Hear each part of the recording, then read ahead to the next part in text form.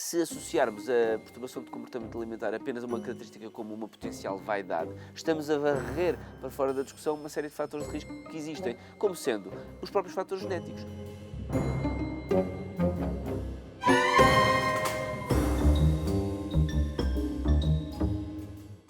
Porquê é que se fixou esta associação entre perturbações alimentares, como anorexia, bulimia, e mulheres?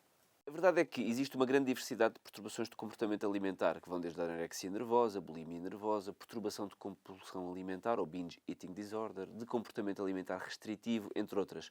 E elas têm todas características muito diferentes. Portanto, para já eh, pouco correto tecnicamente pôr as perturbações todas no mesmo saco, porque até do ponto de vista da prevalência e da sua ocorrência no sexo feminino ou masculino, elas variam. Embora possamos dizer genericamente que as perturbações de comportamento alimentar ocorram mais, de facto, no sexo feminino do que no sexo masculino.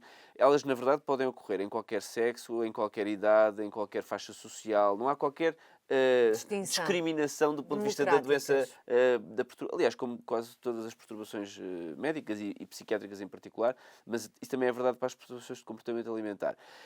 Mas se nós dividimos, até porque não temos tempo para estar aqui a esmiuçar cada uma das doenças em particular, mas se podemos dividir essas doenças em dois grandes grupos. Aquelas que têm comportamentos alimentares mais restritivos, ou seja, aquelas pessoas que deixam de comer para perder peso, sendo que isto é demasiado simplista, porque na verdade o deixar de comer não tem apenas como objetivo perder peso, há uma série de outras coisas envolvidas aqui. Mas a perda de peso por comportamento restritivo ou o comportamento bulímico, ou seja, com compulsão alimentar, com ingestão compulsiva e excessiva, que depois é ou não compensada por outros comportamentos.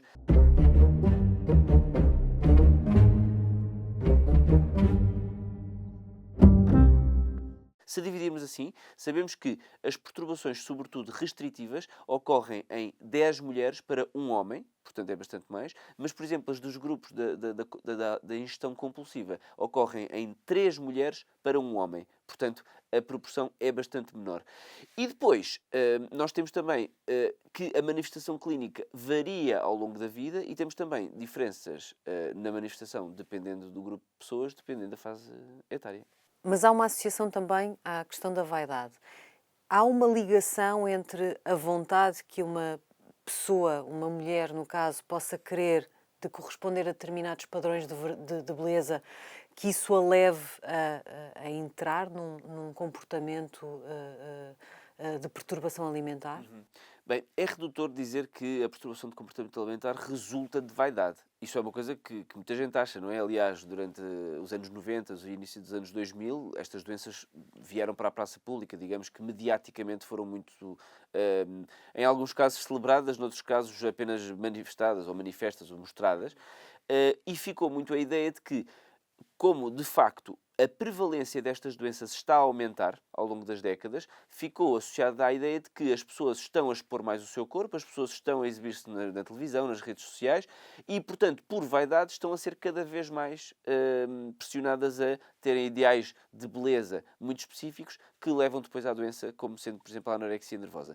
Isto não é verdade desta maneira, mas nós sabemos, e há estudos que mostram que quando o ambiente que envolve o indivíduo tem uma valorização grande, muito intensa, excessiva da forma física ou do peso ou da imagem corporal, isso é um fator de risco para o desenvolvimento da doença. Ou seja, digamos que não necessariamente vaidade, mas uma pressão para um atingimento de um objetivo, seja de peso, seja de imagem corporal, seja de beleza, pode aumentar o risco de perturbação de comportamento alimentar. Porém, é apenas um dos fatores. E nós sabemos também, mais uma vez, que se associarmos a perturbação de comportamento alimentar apenas a uma característica como uma potencial vaidade, estamos a varrer para fora da discussão uma série de fatores de risco que existem, como sendo os próprios fatores genéticos. Nós sabemos que, dependendo da doença, diferentes fatores genéticos se associam ao aumento da probabilidade de ocorrência de uma perturbação alimentar. Por exemplo, na anorexia nervosa, os genes assemelham-se muito ou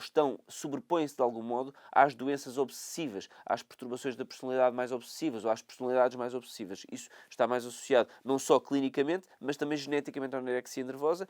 E, por exemplo, sabemos também que perturbações bulímicas estão muito associadas a diagnósticos de outras doenças mentais. Por exemplo, uma doença da qual eu gosto muito e que me interessa muito em termos temáticos, que é a perturbação da hiperatividade e déficit de atenção. Há alguns estudos que mostram que nas perturbações do grupo bulímico, cerca de 50% dessas pessoas cumprem critérios para perturbação de hiperatividade e déficit de atenção, em que a impulsividade é uma característica muito relevante. Porquê é que isto é importante? Porque muitas vezes estamos a assumir que a doença do comportamento alimentar surge por personalidade, por vaidade, por uma coisa qualquer, por uma pressão social, mas há uma série de outras características que podem estar a contribuir, como sendo ter outra doença mental, como a PHDA, não diagnosticada, não tratada, que resulta em compulsão alimentar, que depois resulta numa perturbação do tipo bulímico, por exemplo.